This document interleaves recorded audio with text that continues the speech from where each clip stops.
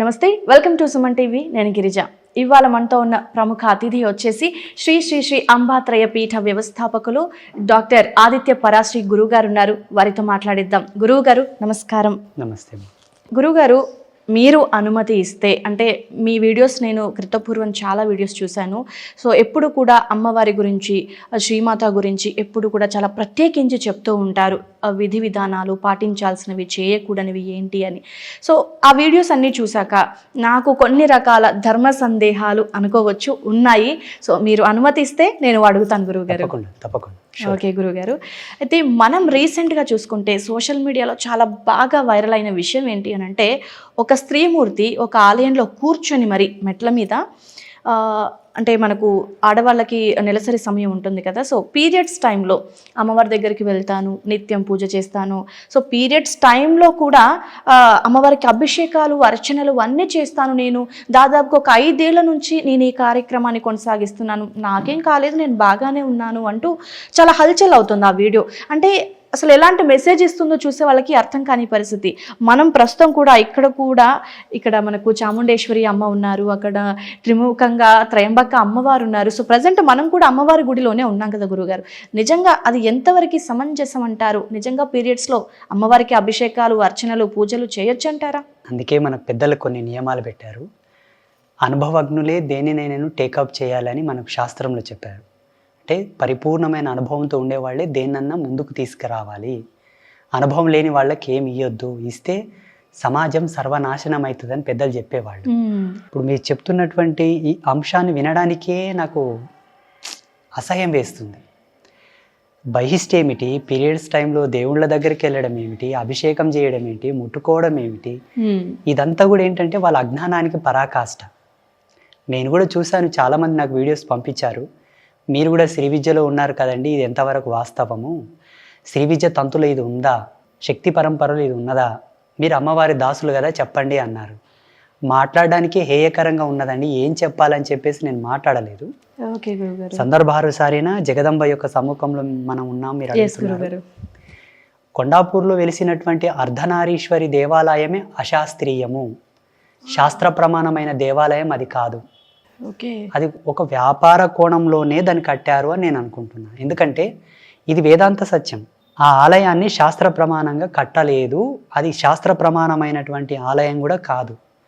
అర్ధనారీశ్వరి అన్నది ఒక అంశ, భావాత్మకమైన ఒక దర్శనం, స్త్రీ పురుషులు ఇరువురు సమానమే అని చెప్పే ఒక కోణం, అది వివరణాత్మకమైనటువంటి దర్శనమే తప్ప ఆలయ రూపకల్పనకు ప్రతికూలం, సానుకూలమైనటువంటిది కాదది.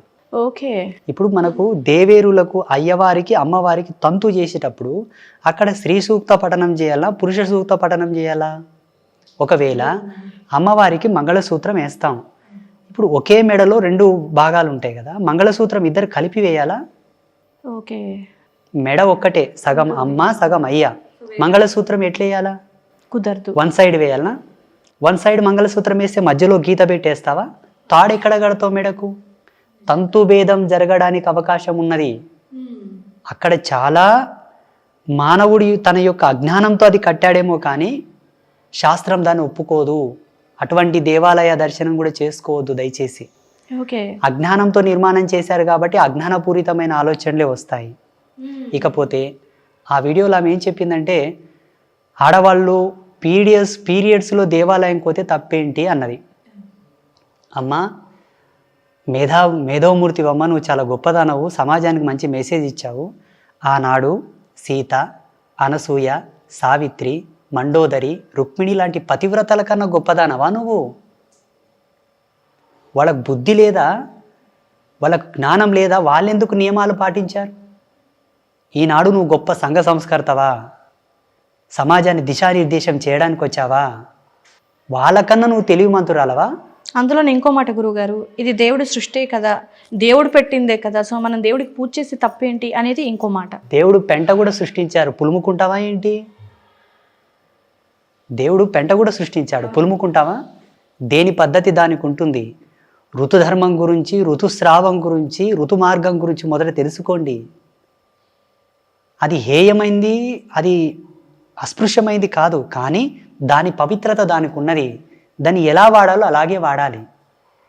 ఇదంతా ఏంటంటే వాళ్ళు వాళ్ళ యొక్క స్వలాభాన్ని వాళ్ళు హైప్ చేసుకోవడానికి చేసినటువంటి ప్లాన్. కానీ దైవం సత్యం కదా, ఇరుక్కుపోయారు. ఏదో చేద్దాంలే, ఏదో ఇద్దాం అనుకున్నారు, అది సబబు కాదు, ఇది చాలా తప్పు, వాళ్ళు చెబుతున్నది తప్పు. ముఖ్యంగా చెప్పాలంటే ప్రేక్షకులకి ఆ దేవాలయం అశాస్త్రీయమైనది. అట్టి దేవాలయ దర్శనం చేసుకున్నా మీకు సమస్యలు వస్తాయి, ఇబ్బందులు వస్తాయి తప్ప మంచి జరగదు. అర్ధనారీశ్వరి అనున్నది ఒక అంశ, ఆ అంశకు ఒక ప్రాతినిధ్యం ఉన్నది, ఒక ధర్మం ఉన్నది. ఆలయ రూపకల్పనకు యోగ్యమైంది కాదు. ఇంకొకటి, పీరియడ్స్లో కనుక మీరు ఆలయ దర్శనం చేసుకున్నా, దేవతామూర్తుల యొక్క దర్శనం చేసుకున్నా మీకు బ్రహ్మహత్యా పాతకం తగులుతుంది, తస్మాత్ జాగ్రత్త. ఓకే గురుగారు. అయితే మరి మనం తను ఆల్రెడీ చేసేసింది, సో మనకి ఎలాంటి అంటే మనకు ఫ్యూచర్లో ప్రస్తుతానికి బాగానే ఉన్నాను, 4 ఏళ్ల నుంచి చేస్తున్నాను అని అందింది కదా, రాబోయే రోజుల్లో మరి చేయకూడని పనులు చేసింది కాబట్టి మీరు ఇందాక అన్నారు బ్రహ్మహత్య దోషం అనేసి, సో తన పరిస్థితి ఏ విధంగా ఉండబోవచ్చు అంటారు? మరి అనుభవిస్తుంది, ఇంతకు అనుభవిస్తుంది. ఎందుకు అనుభవించదు? మనకు ధర్మశాస్త్రంలో ఒక మాట ఉన్నది, నువ్వు ఏమి ఇస్తావో అదే ప్రతిఫలంగా పొందుతావు అని.